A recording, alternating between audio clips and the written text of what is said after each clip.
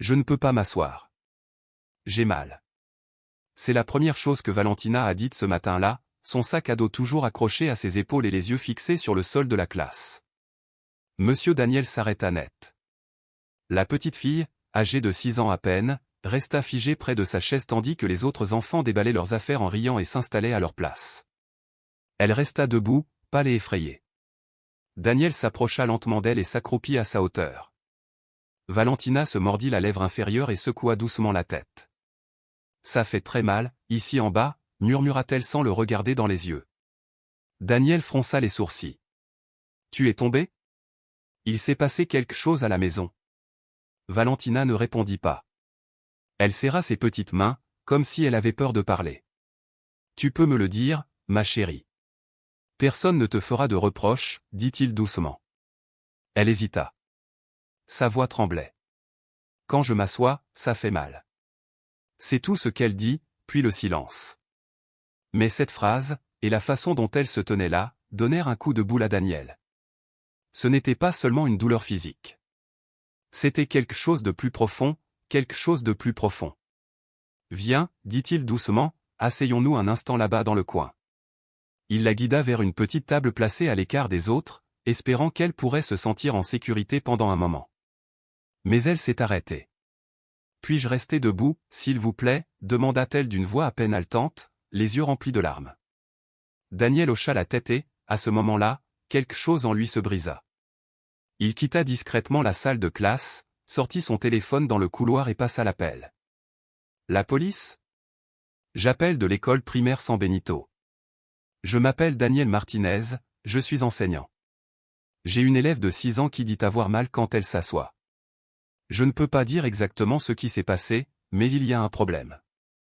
Veuillez venir au plus vite. » Il raccrocha, les mains tremblantes, prit une profonde inspiration et retourna en classe, essayant de garder son visage calme. Contre le mur, il s'agenouilla à côté de Valentina et sourit chaleureusement. « Tout va bien. Je suis là avec toi. » Valentina ne dit pas un mot. Elle posa simplement sa petite tête contre son bras et ferma les yeux un instant. Dans ce silence, il y eut un cri. Et Daniel comprit que ce n'était pas normal. La voiture de patrouille est arrivée peu après 8h30.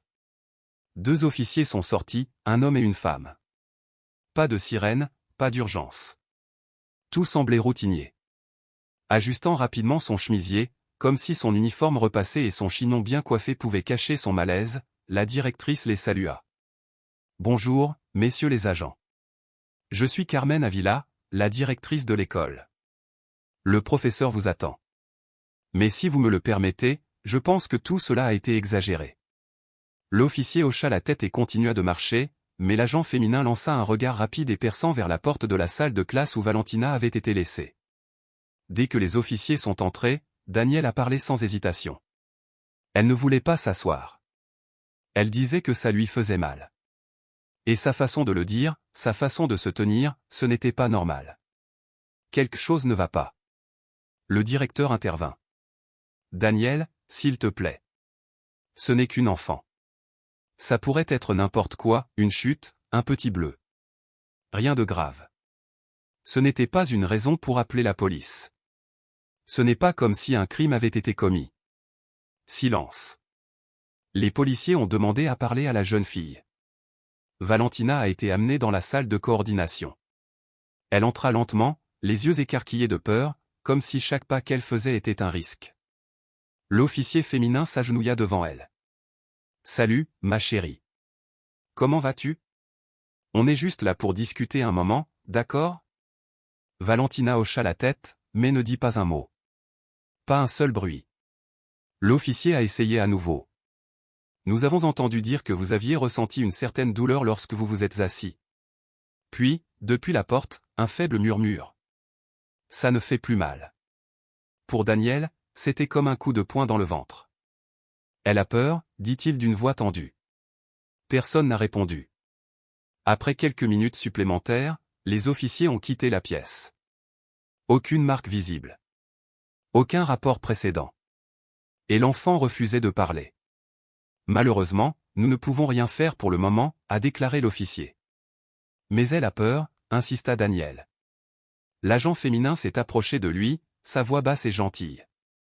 Si des signes évidents apparaissent ou si cela se reproduit, appelez-nous. Nous serons là. Je ferai un signalement. Mais pour Daniel, ce n'était pas suffisant. C'était bien trop peu. La voiture de patrouille est partie. La fille est retournée en classe. L'école a continué comme si de rien n'était. Plus tard dans la journée, Carmen s'est approchée de Daniel alors qu'il corrigeait des copies. Tu devrais être plus prudent, Daniel. Ce genre de choses crée une inquiétude inutile. Cela affecte l'école. Il n'a pas répondu. Elle recula et sortit de la pièce. Cette nuit-là, Daniel n'arrivait pas à dormir. Il rejouait sans cesse le visage de Valentina, la façon dont elle serrait son chemisier, la peur dans sa voix. Il n'y avait pas de sang. Pas de cri. Aucune preuve évidente. Mais il y avait quelque chose en lui, quelque chose d'inquiétant qui ne le laissait pas tranquille, quelque chose qui criait ce que personne d'autre ne voulait entendre. Et pour la première fois, il comprit. Le silence peut aussi faire mal. Que se passait-il? Même s'il devait le faire seul, il le découvrirait. Le lendemain matin, Daniel est arrivé plus tôt que d'habitude. Il passa devant le bureau du directeur sans regarder à l'intérieur et se dirigea directement vers sa salle de classe. Il ouvrit les fenêtres, rangea les bureaux et prit une profonde inspiration. Son corps ressentait encore le poids d'une nuit agitée. Mais quelque chose en lui restait en alerte. Alors que les étudiants commençaient à arriver, il les saluait chacun avec son sourire habituel. Valentina est arrivée dernière. Elle n'a regardé personne. Elle alla directement à sa place, se plaça devant sa chaise et murmura. « Puis-je dessiner debout ?» Daniel hocha la tête avec un doux sourire. « Bien sûr. Fais-le comme tu veux. » L'activité de ce jour-là était ouverte, des papiers et des couleurs étaient disposés sur la table. Le thème, dessiner un endroit que vous connaissez bien. Les enfants étaient ravis. Les grands-parents. Les animaux de compagnie. Valentina, cependant, dessinait en silence. Son visage est sérieux. Sa main est ferme. Quand elle eut fini, elle posa la feuille face contre terre et croisa les bras. Daniel allait de bureau en bureau, louant le travail des enfants avec une chaleur sincère. Lorsqu'il arriva au bureau de Valentina, il retourna soigneusement son papier. Un frisson lui parcourut l'échine. C'était une chaise, dessinée au centre de la page. Autour d'elle, des taches rouges, comme des gouttes éparses. Dessinées d'une main tremblante. Le dessin enfantin ne pouvait pas cacher l'obscurité de son message. Daniel resta immobile un instant, le papier tremblant dans ses mains. Puis il s'agenouilla à côté d'elle. « C'est ton dessin, n'est-ce pas ?» Elle hocha faiblement la tête. « Tu veux me dire ce que c'est ?» Valentina se mordit la lèvre inférieure. Elle n'a pas répondu. « Ce n'est pas grave. Tu n'es pas obligé de parler maintenant. » Pour la première fois, elle le regarda dans les yeux. « J'aime la façon dont tu me parles, » dit-elle doucement. Daniel sourit, les yeux pleins de larmes. « Et j'aime ta façon de dessiner. » Il plia soigneusement la page. Dès que le cours fut terminé, il se rendit directement au bureau du psychologue scolaire. Sans un mot, il lui tendit le dessin. Laetitia l'étudia avec des yeux entraînés, puis le regarda sérieusement. « C'est symbolique, mais c'est sérieux. Très sérieux. » « Personne ne l'écoute, » murmura Daniel, la voix tendue. « J'essaie. » Laetitia inspira profondément. « Nous devons agir. Je rédigerai un rapport et demanderai une évaluation officielle. Mais toi, ajouta-t-elle, tu dois continuer à gagner sa confiance. Elle commence à s'ouvrir à toi. C'est peut-être notre seule chance. » Daniel hocha la tête. Plus tard, il a remis à Valentina une feuille de papier vierge. Dans un coin, il avait écrit. « Si tu veux me dire quelque chose, tu peux le dessiner. » Valentina prit le drap doucement. Et pour la première fois, elle sourit. Un petit sourire timide. Mais celui-là dit tout. Elle commençait à avoir confiance. Daniel remarqua quelque chose de différent dehors. Un homme était appuyé contre le portail de l'école, grand, large d'épaules, les bras croisés, le visage sérieux. Son regard n'était pas celui qu'on porte lorsqu'on attend un enfant avec amour. C'était celui de quelqu'un qui impose son autorité sans un mot. Il entendit des pas précipités dans le couloir. Valentina, votre tuteur est là, cria l'inspecteur. La petite fille se figea. Le léger sourire qu'elle s'efforçait de retrouver ces derniers jours disparut en un instant. Elle se dirigea vers la porte sans regarder personne. Daniel la suivit discrètement. L'homme dehors attendait avec impatience. Il ne portait ni uniforme ni sac à dos, juste une chemise froissée et un jean taché de peinture. « Dépêche-toi, gamin, dit-il, sans faire aucun effort pour cacher son irritation. Valentina baissa la tête. Il ne lui tendit pas la main. Il se retourna simplement et commença à s'éloigner. La fille le suivit. C'est à ce moment-là que Daniel s'est avancé. « Êtes-vous le père de Valentina ?» L'homme s'arrêta, se retourna lentement et répondit avec dédain, « Beau-père. » « Et vous, qui êtes-vous » ? « Daniel Martinez. Je suis son professeur. » Rogelio haussa un sourcil. Daniel resta sur ses positions. « Je veux juste m'assurer qu'elle va bien. » Dernièrement, elle a montré des signes de détresse. Elle a mentionné qu'elle avait mal en s'asseyant, par exemple. Rogelio eut un sourire sec et sans joie. Les enfants inventent toutes sortes d'histoires. Il faut se concentrer sur l'apprentissage de la lecture, et non sur les choses qui ne le sont pas. Daniel sentit son sang bouillir, mais il prit une profonde inspiration. « Je fais juste mon travail. » Le beau-père le fixa encore un instant, puis se retourna sans un mot et tira Valentina par le bras. Elle marchait en silence, comme si elle avait oublié comment parler. Daniel resta là, les regardant disparaître derrière le portail. En fin d'après-midi, il n'a plus pu se retenir. Il a pris le numéro d'urgence dans son dossier scolaire et a appelé. Une femme a répondu. « Rebecca ? La mère de Valentina ? » « Oui. Ici le professeur Daniel, de l'école San Benito. Comment allez-vous ? » Il y eut une pause à l'autre bout du fil. « Bien. Quelque chose ne va pas ? Je voulais juste parler un peu de Valentina. Elle a montré des signes de douleur et d'inconfort. Eh bien, aujourd'hui, j'ai remarqué qu'elle était très tendue en voyant son beau-père. » Rebecca soupira, nerveuse. « Écoutez, maître, Valentina est très sensible. Le moindre détail peut l'effrayer. Mais tout est sous contrôle. » Daniel est resté calme. « Je comprends. Je veux juste aider. » Un autre silence. « J'apprécie votre inquiétude, mais il n'y a pas de quoi s'inquiéter. Elle doit juste s'adapter, c'est une nouvelle école, un nouvel environnement. C'est tout. » L'appel prit fin peu après. Daniel posa le téléphone sur la table, la poitrine serrée. Le sentiment était clair. Elle le savait. Et pour une raison inconnue, elle ne voulait ou ne pouvait pas dire la vérité. Le samedi matin était gris. Daniel le passa à regarder l'heure, agité. Au fond de lui, la décision était déjà prise. Finalement, il prit une grande inspiration, prit un presse-papier, quelques papiers scolaires et partit. Il portait une chemise simple, essayant de ressembler à un simple professeur en visite à domicile, mais il savait qu'il cherchait quelque chose que l'école préférait ne pas voir. Muni de l'adresse, il arriva dans une rue étroite bordée de modestes maisons. Il trouva le numéro. Un rideau de fortune couvrait la fenêtre. L'endroit sentait l'abandon. Daniel a applaudi 2 fois.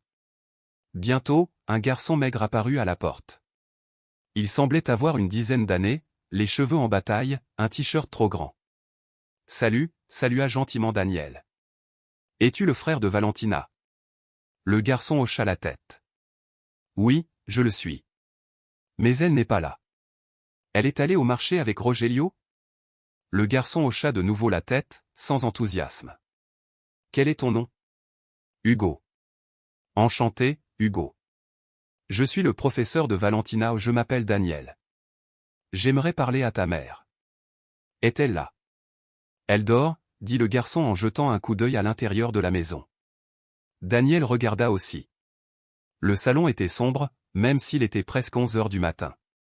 Un canapé déchiré, un seau à serpillière sale dans un coin et un sol taché. Pas de jouets. Pas de livres. Rien qui évoque l'enfance. « Et toi ? Tu ne vas plus à l'école ?» demanda doucement Daniel. Hugo haussa les épaules. Avant, c'était le cas. Plus maintenant.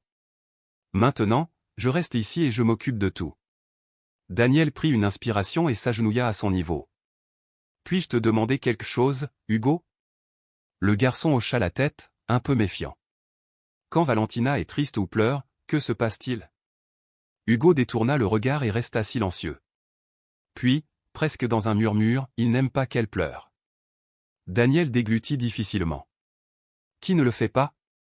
Rogelio, répondit Hugo, sa voix à peine audible. Et que fait-il quand elle pleure? Le garçon hésita.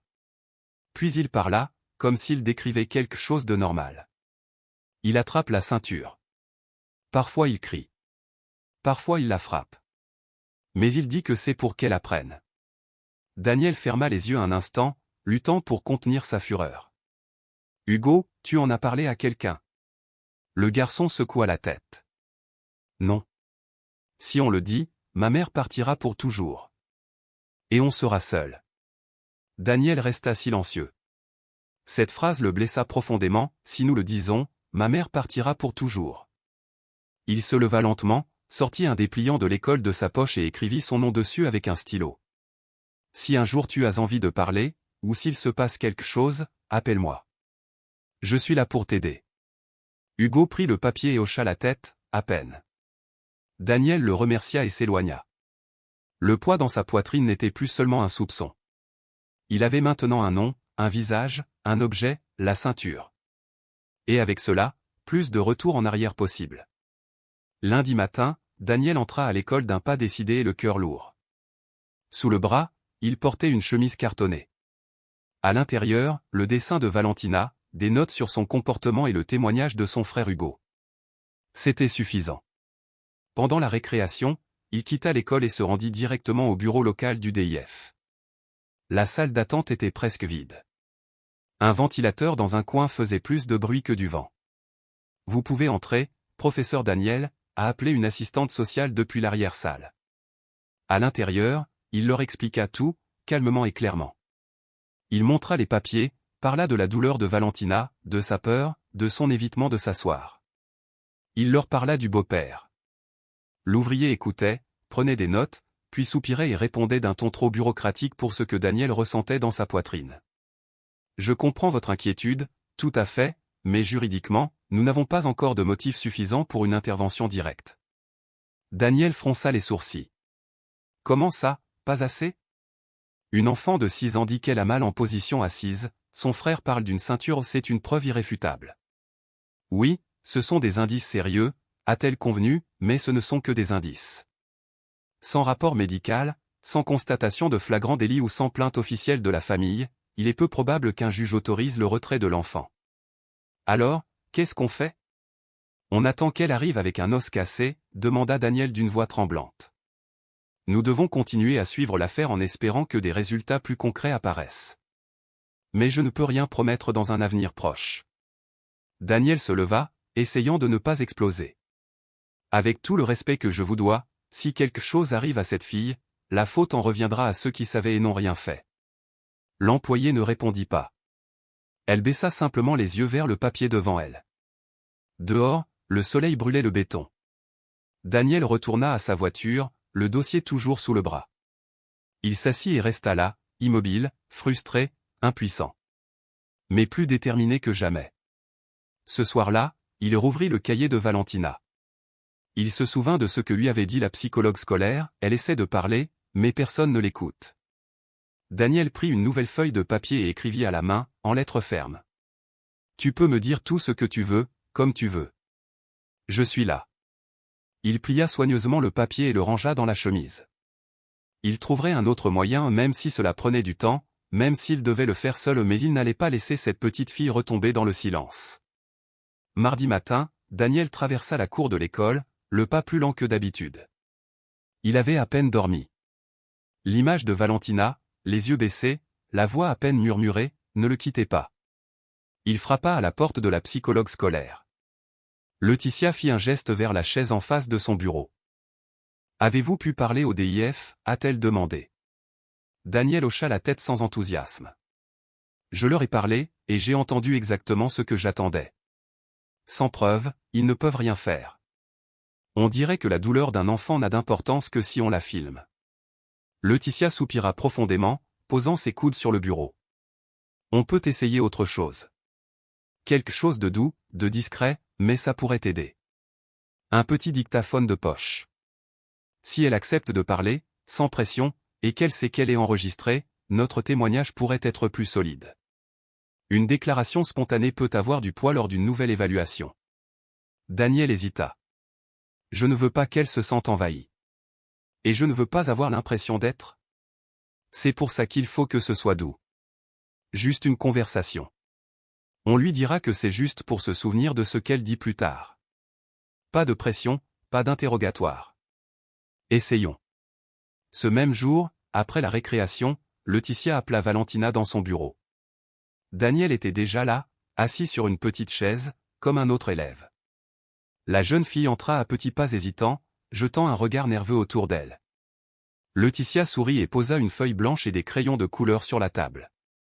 On veut juste discuter un peu, d'accord? Rien de grave. On veut juste savoir comment tu te sens à l'école. Après quelques secondes, Valentina s'assit lentement, se perchant sur le bord de la chaise.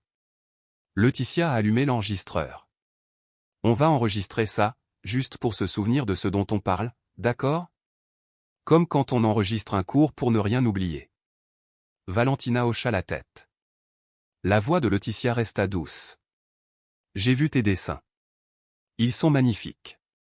Tu dessines quand tu es heureux ou quand tu es triste? Valentina répondit d'une petite voix. Quand je suis triste? Il y eut une longue pause. Quand il se fâche, dit-elle finalement. Daniel parlait doucement. Il est Rogelio? Valentina hocha la tête. Que fait-il quand il est en colère? Elle déplaça le crayon sur le papier, faisant un gribouillage aléatoire. Il hurle. Il me dit de me taire. Il me met dans un coin. Parfois avec la ceinture. Laetitia échangea un regard avec Daniel mais ne l'interrompit pas. Tu sais que ce n'est pas bien, n'est-ce pas, dit-elle calmement. Personne n'a le droit de te frapper. Il me frappe même quand je suis silencieux. Silence. Cette phrase a tranché l'air comme une lame. Laetitia éteignit lentement le magnétophone. Daniel se leva et s'agenouilla près de la petite fille. Valentina, personne ne peut te faire ça. Jamais. On est là pour te protéger. D'accord? Elle leva les yeux. Pour la première fois, elle n'avait pas l'air effrayée, juste fatiguée. Fatiguée d'endurer la douleur en silence. Cet après-midi-là, Daniel rentra chez lui avec l'enregistreur dans sa poche. Il ne pouvait plus l'ignorer.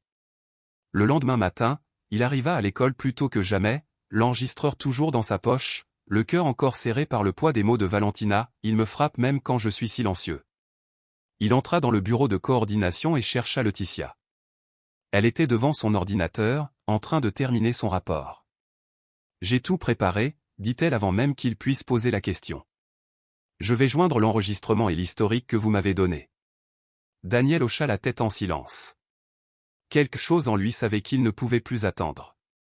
Le matin même, Laetitia a convoqué une réunion d'urgence avec le corps enseignant. Pour la première fois, les autres enseignants ont clairement compris ce qui se passait.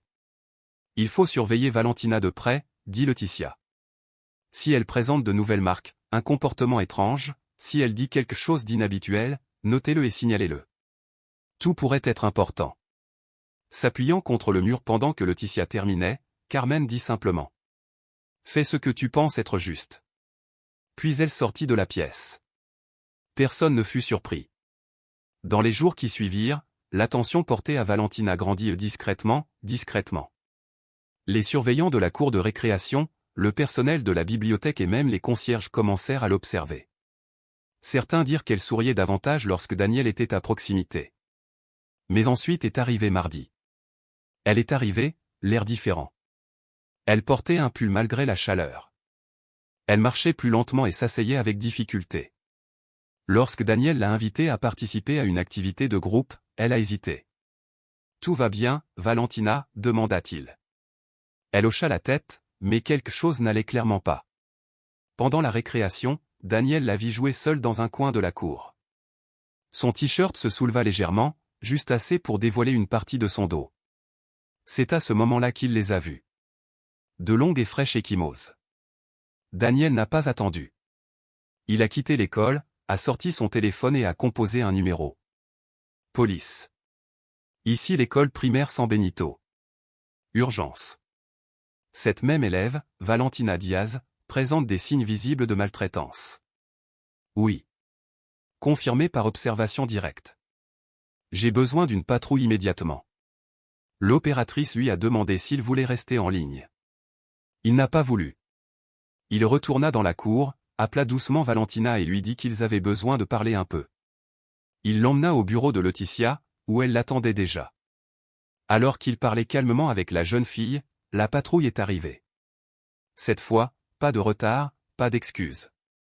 L'un des officiers, celui-là même qui était venu quelques semaines plus tôt, regarda Daniel différemment.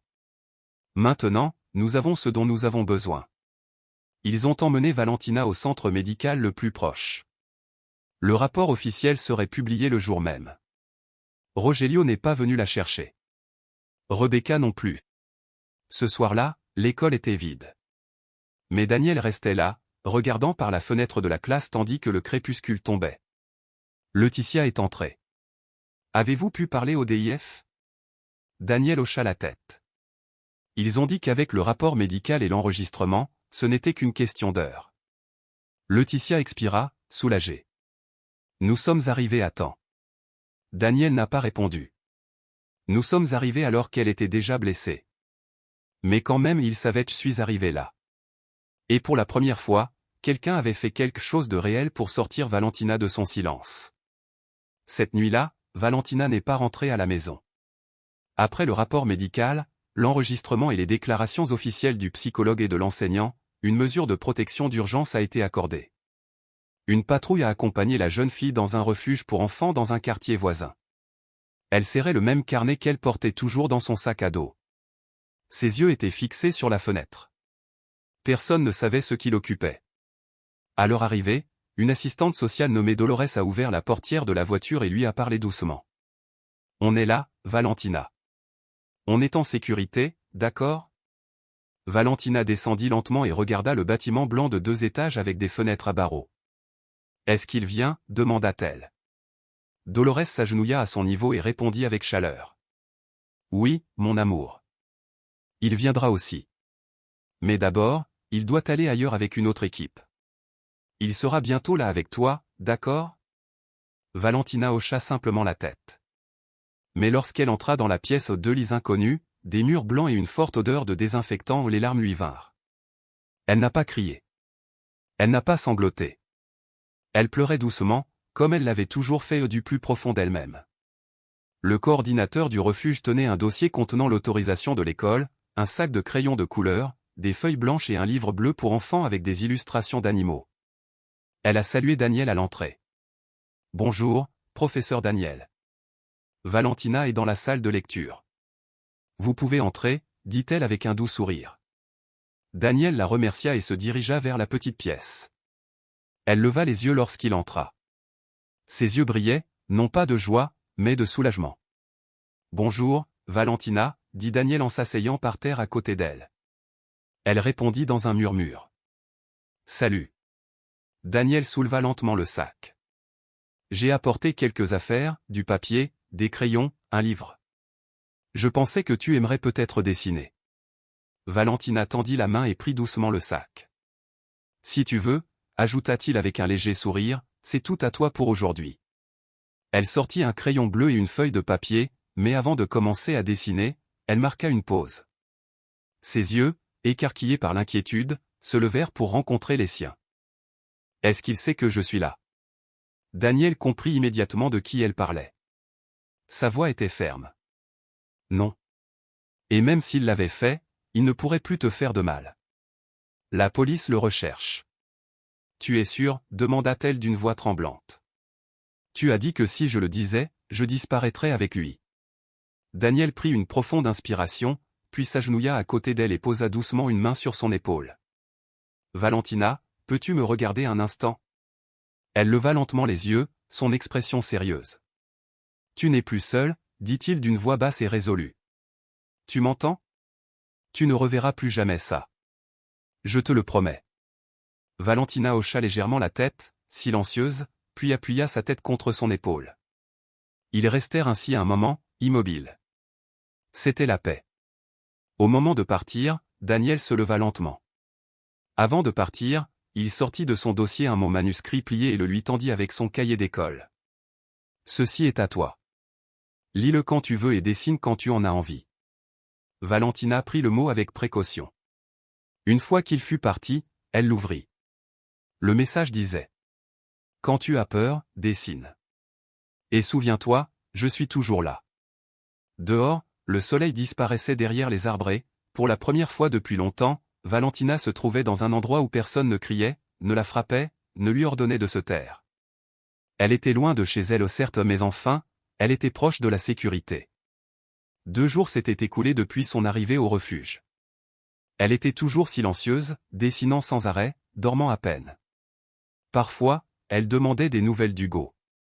De temps à autre, elle jetait un coup d'œil à la porte, comme si elle espérait que Rebecca entrerait et lui dirait que tout allait bien.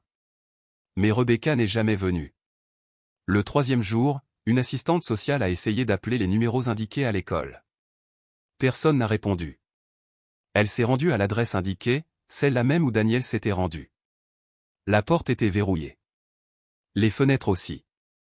Rebecca, avec juste un sac à dos, était partie la nuit avant que Valentina ne soit amenée au refuge et n'est jamais revenue.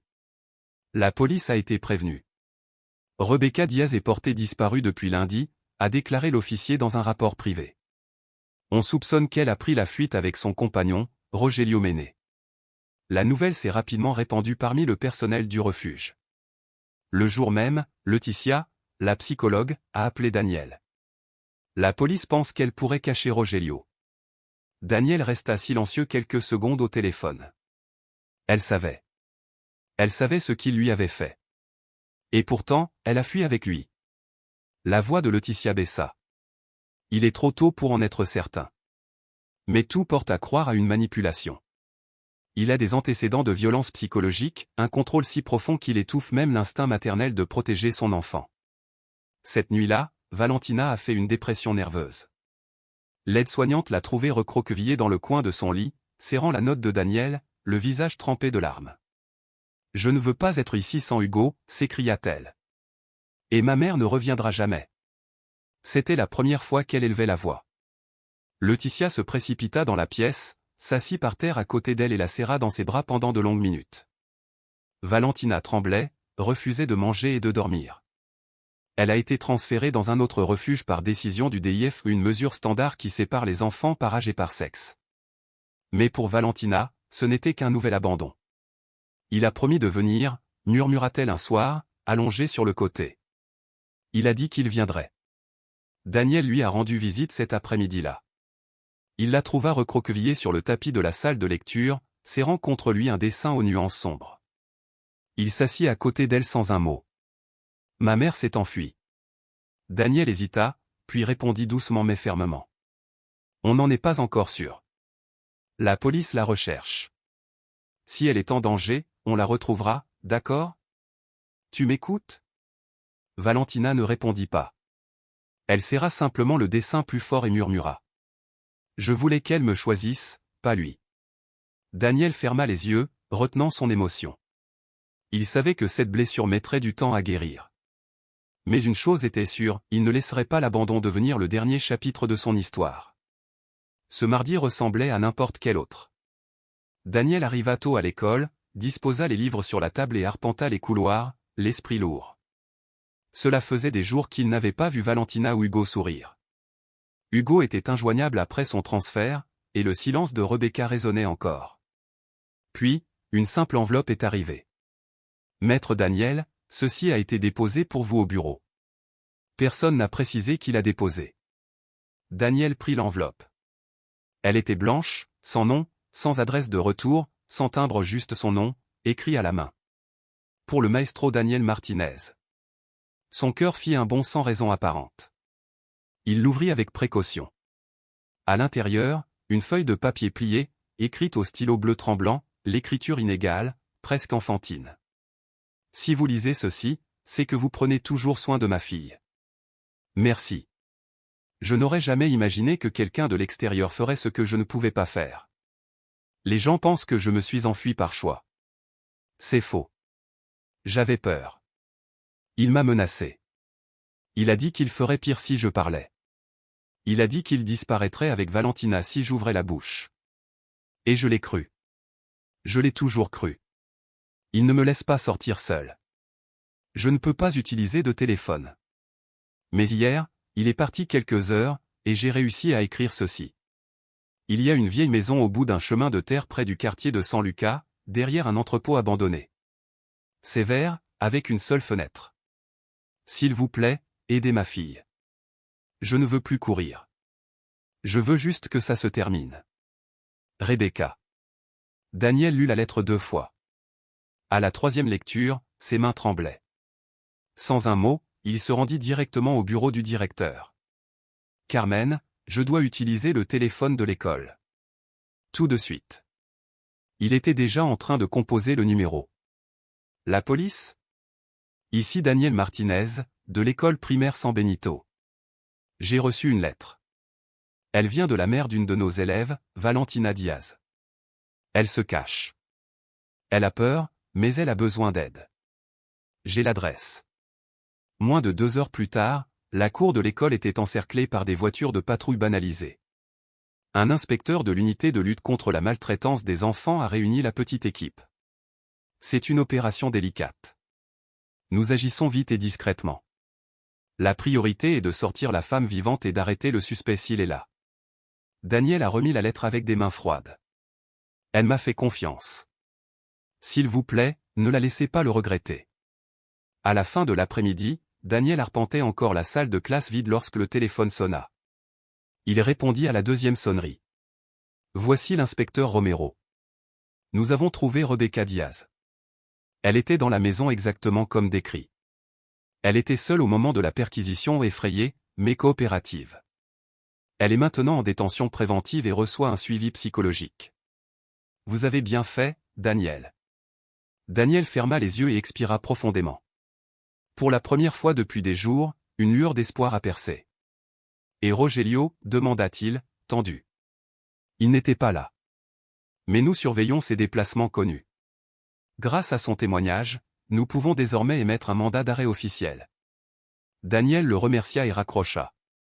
Il était assis à un bureau, les yeux fixés sur le tableau noir vierge. La mère avait échoué. Elle avait fui. Elle était restée silencieuse. Mais maintenant, elle voulait arranger les choses. Et parfois, c'était tout ce qu'il fallait pour recommencer. Pour l'instant, il restait assis là, en silence, avec cette pensée. L'enveloppe dans ses mains lui donnait l'impression qu'elle tenait un petit morceau d'espoir manuscrit. Rebecca était assise dans une petite pièce au mur beige et où flottait une odeur persistante de café froid. De l'autre côté de la table, 2 enquêteurs écoutaient attentivement. L'enregistreur était allumé. Ses mains tremblaient, mais sa voix était ferme. Il va toujours à l'atelier de son frère, presque tous les après-midi.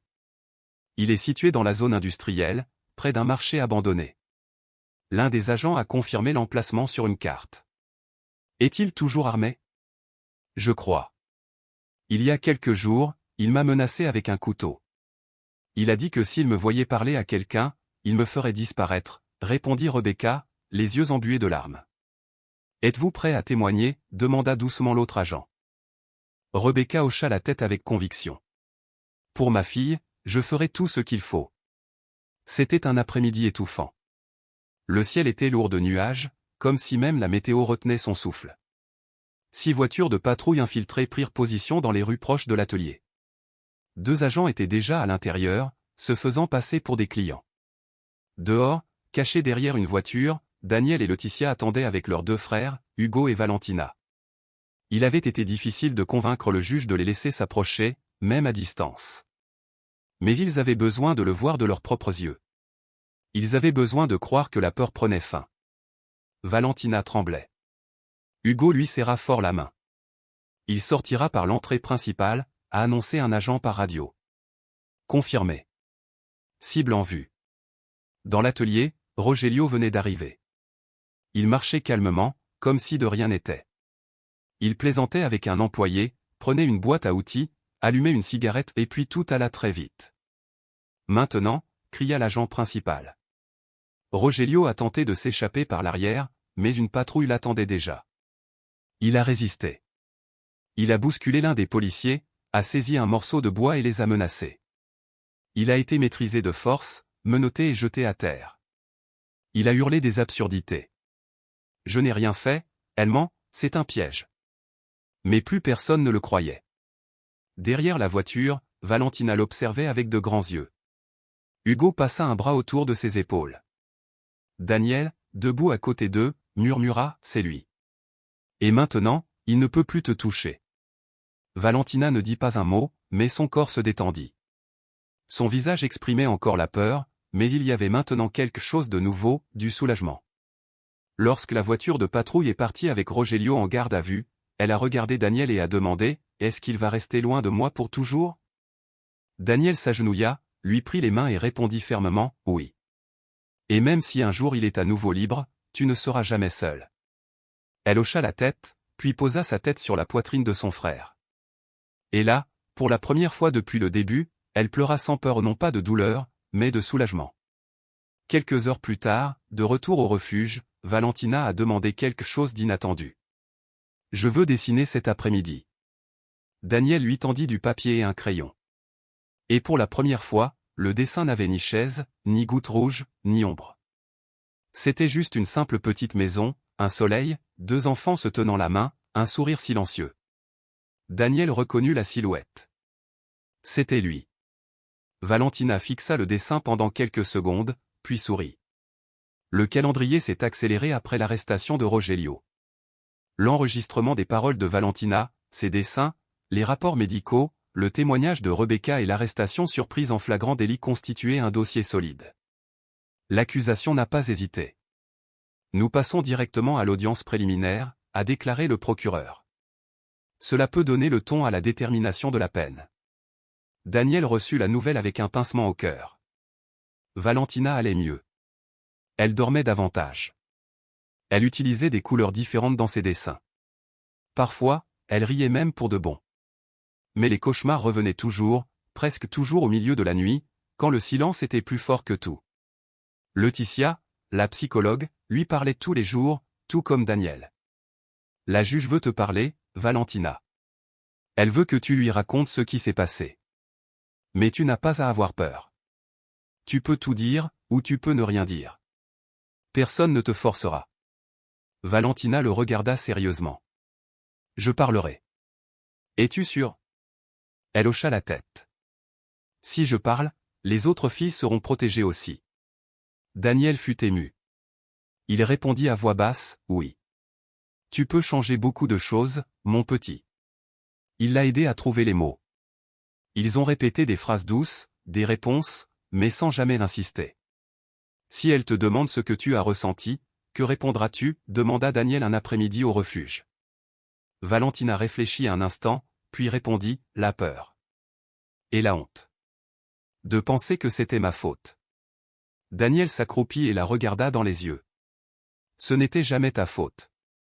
Tu m'entends? Jamais. La nuit précédant l'audience, Valentina a fait un autre cauchemar. Elle rêvait qu'elle était sous un bureau à l'école, les mains sur les oreilles, tandis que Rogelio criait en arrière-plan. Quand elle s'est réveillée, Laetitia était assise à côté du lit, comme si elle le savait déjà. C'était encore lui, demanda-t-elle doucement. Valentina hocha la tête. Mais dans le rêve, le professeur Daniel est entré. Il a crié plus fort. Il a dit, c'est fini. Laetitia sourit. Ce rêve peut se réaliser demain. Mais il y avait une question que personne n'osait poser à voix haute, jusqu'au jour où ce fut Valentina elle-même qui prit la parole. Est-ce que ma mère sera là? Daniel hésita, puis répondit honnêtement. Oui. Elle va aussi témoigner. Et le juge voudra savoir si tu aimerais revivre avec elle. Valentina resta silencieuse pendant un long moment. Peut-elle choisir à nouveau? Ou choisir de fuir à nouveau? Ce n'est plus seulement elle qui décide, dit Daniel fermement. Il y a des gens qui veillent sur toi. Des gens qui te protégeront. Et je serai là aussi. Valentina prit une grande inspiration, puis dit, je veux la voir. Mais je ne sais pas si je veux y retourner. Daniel hocha la tête. Ce n'est rien. Personne ne te mettra la pression. Tu as déjà été si courageux, rien que d'être arrivé jusqu'ici. L'épingle en forme d'étoile, en métal doré, était conservée dans un tiroir depuis des années. Maintenant, il est à toi. Emporte-le avec toi demain. Et n'oublie pas, tu brilles, même quand tu penses ne pas pouvoir le faire.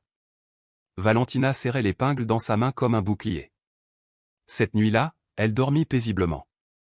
Pas de cauchemar. Le matin arriva froid et nuageux. Devant le palais de justice, une légère bruine mouillait le vieux pavé. Mais à l'intérieur, les cœurs battaient comme des tambours. Daniel était là, vêtu d'un costume simple, attendant dans la salle des témoins. À côté de lui, assise sur un canapé, les pieds dans le vide, se trouvait Valentina. Elle portait une robe bleu marine et un manteau en laine que Laetitia lui avait apporté. Dans ses cheveux, 2 petites barrettes. Et sur sa poitrine, fermement attachée, l'épingle en forme d'étoile. Tendresse. Valentina hocha la tête, les yeux fixés sur la porte devant elle. Quelques instants plus tard, un fonctionnaire du tribunal l'a ouvert. « Mademoiselle Valentina, c'est votre tour. » La fille se leva. Daniel s'agenouilla à côté d'elle et lui chuchota à l'oreille. « Dis simplement ce que ton cœur a envie de dire.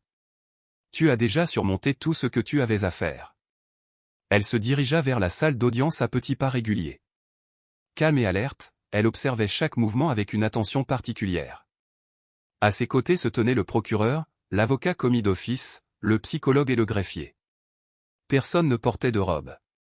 Personne ne s'était levé. L'atmosphère avait été soigneusement préparée pour ne pas l'effrayer. Valentina était assise sur une petite chaise devant un micro. Le juge parlait doucement. « Bonjour, Valentina. Ne t'inquiète pas. On veut juste t'entendre. Et tu peux dire ce que tu veux. » Elle a continué, « Pouvez-vous nous dire comment vous vous sentiez avant, lorsque vous viviez avec votre mère et son partenaire ?» Valentina prit une profonde inspiration, puis commença d'une voix douce. « J'avais peur. Pas seulement quand il criait. Même quand il se taisait, j'avais l'impression que quelque chose de grave allait arriver. Je n'ai rien fait, mais il m'a quand même frappé. » Un profond silence remplit la pièce. Le juge a demandé délicatement, « Aviez-vous déjà dit cela à quelqu'un ?» « J'ai dit à mon professeur, » a déclaré Valentina. « Et qu'est-ce qui a changé depuis ?» Valentina baissa les yeux vers la broche sur son vêtement. « Ce qui a changé, » dit-elle doucement, « c'est que j'ai commencé à croire que ce n'était pas ma faute. Et que je n'étais pas seule. » La juge sourit, ses yeux brillants. « Tu es très courageuse, Valentina.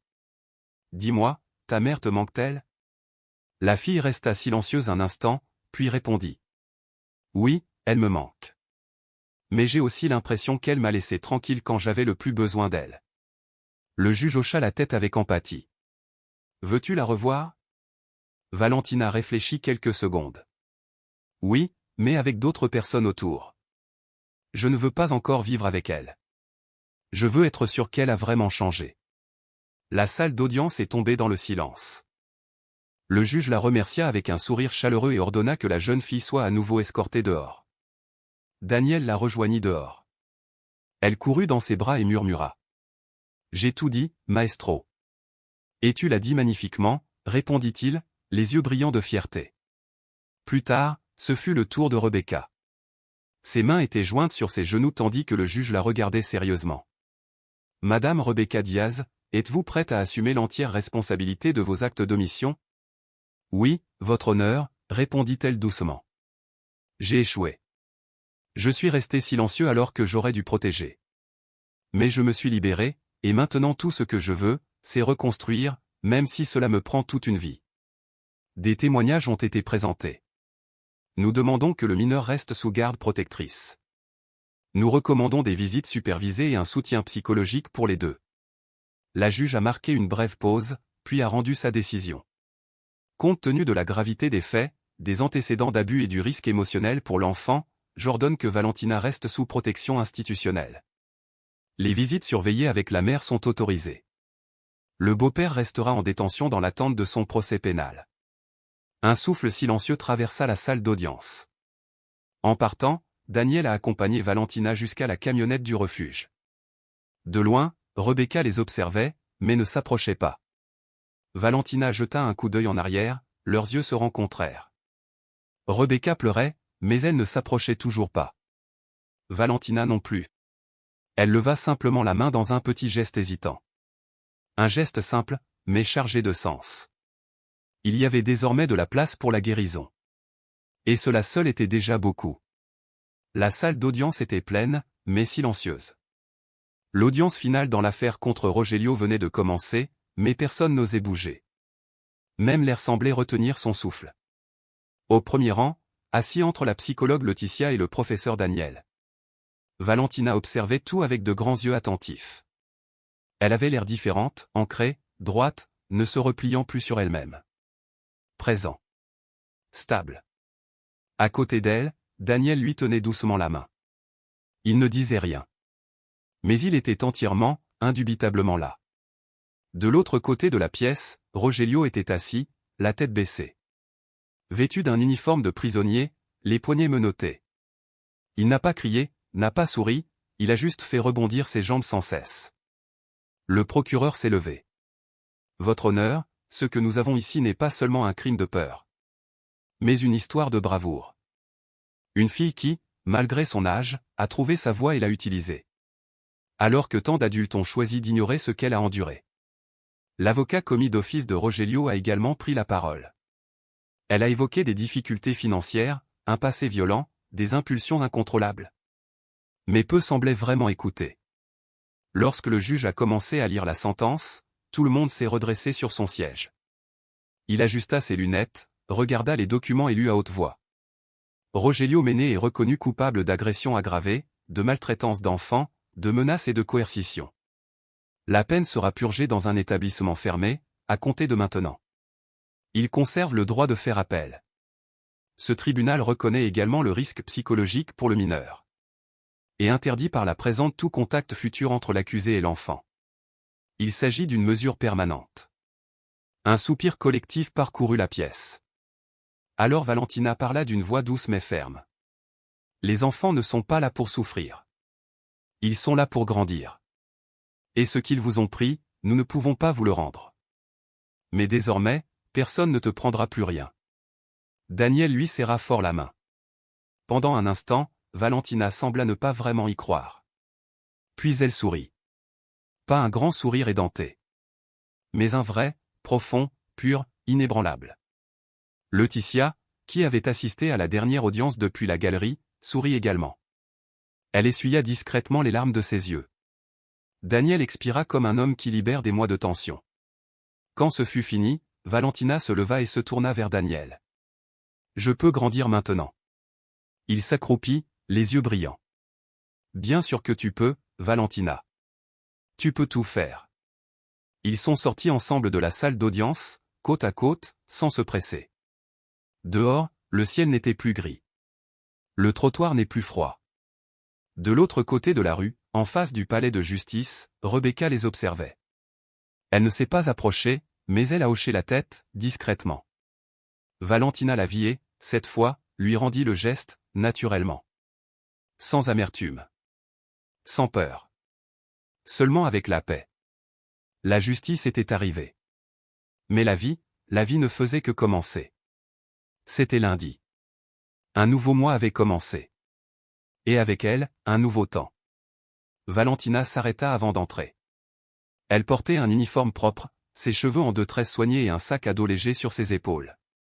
À côté d'elle, l'employé du refuge lui a fait un signe tendre. Tout ira bien, chérie. S'il arrive quelque chose, je viendrai te chercher plus tôt, d'accord ? Valentina hocha la tête. Et puis, elle est entrée. Les couloirs semblaient plus petits que dans ses souvenirs. Les affiches colorées sont toujours accrochées. Les pas précipités des autres étudiants résonnaient dans l'espace. Tout semblait familier, mais différent. Parce que cette fois, elle n'avait pas peur. Lorsqu'elle est entrée dans la salle de classe, certains de ses camarades se sont retournés pour la regarder. Certains souriaient. D'autres chuchotaient entre eux. Mais Valentina avançait d'un pas ferme. Elle se déplaça entre les rangées de bureaux et s'arrêta devant le sien. Daniel se tenait près du tableau noir, le cœur serré, les yeux pleins de larmes. Valentina regarda la chaise. Le même qui autrefois signifiait peur, douleur et honte. Cette fois, elle le sortit calmement. Elle s'est assise toute seule, sans hésitation, sans aide. Elle regarda Daniel et sourit doucement. Aujourd'hui, je n'ai plus mal.